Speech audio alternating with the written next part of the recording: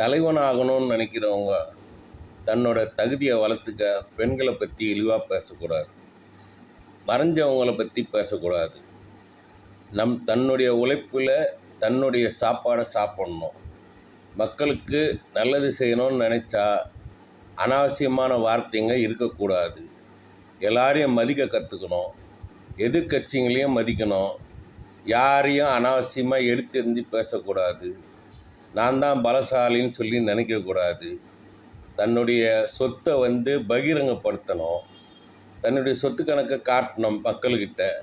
அப்படிப்பட்டவங்கள தான் தலைவனாக ஏற்றுக்குவாங்க, அப்படிப்பட்டவங்களுக்கு தான் ஓட்டு போடுவாங்க, அப்படிப்பட்டவங்கள தான் வசதி வைப்பாங்க தமிழ்நாட்டு மக்கள். தமிழ்நாட்டு மக்கள் ஒன்றும் கேன கிடையாது, எல்லாரும் புத்திசாலியான மக்கள். அவங்க கண்டிப்பாக நல்ல தலைவனை தேர்ந்தெடுப்பாங்க, மற்றவங்களுக்கு டெபாசிட் கிடைக்காது.